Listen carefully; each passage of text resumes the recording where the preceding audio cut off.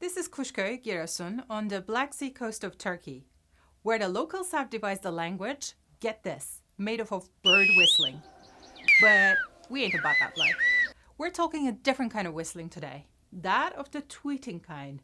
The one that's done on Twitter. The playground of the young, the loud, and the opinionated. Mostly. And somewhere along there lurk us, the introverts, simply because we enjoy catching up on breaking news, other people's views, and occasionally communicating in 140 characters.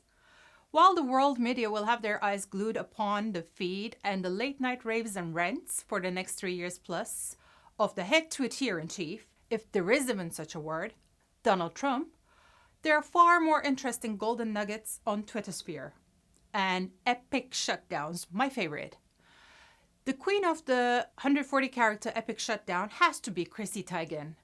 And of course there's Rihanna, who occasionally graces us with an epic Twitter shutdown or two. King of Twitter slayage has long been James Blunt, of course. And somewhere in there is someone whose words are far more precious than a tweet's worth. None other than JK Rowling, the best-selling author of the Harry Potter series, and of course, definitely the queen of Twitter savagery. Just ask the man-child. No, not the Donald. Piers Morgan, of course. That's why it came as a surprise last week when a fellow author, Joanna Trollope, criticized JK Rowling for what she called her insatiable appetite for social media and claimed that it posed a threat to the entire literary industry. Speaking to the Daily Mail, Trollope said, "Creating a mass following and tweeting several times a day is like wanting to be Cheryl or Kim Kardashian.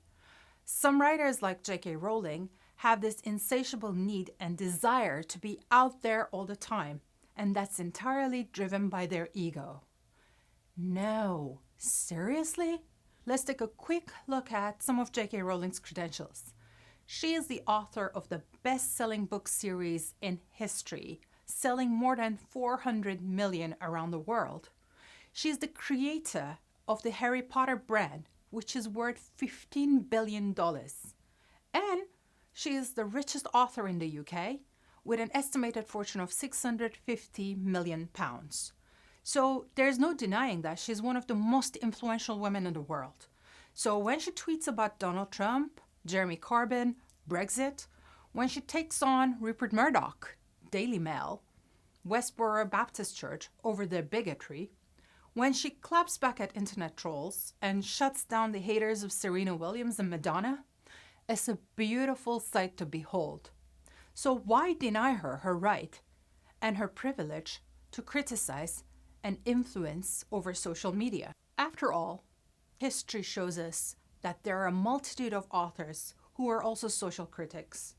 One prominent example, perhaps, is Charles Dickens, who wrote to Wilkie Collins to say, "Everything shows beyond mistake that you can't shut out the world, that you are in it to be of it, that you must mingle with it to make the best of it, and make the best of yourself into the bargain."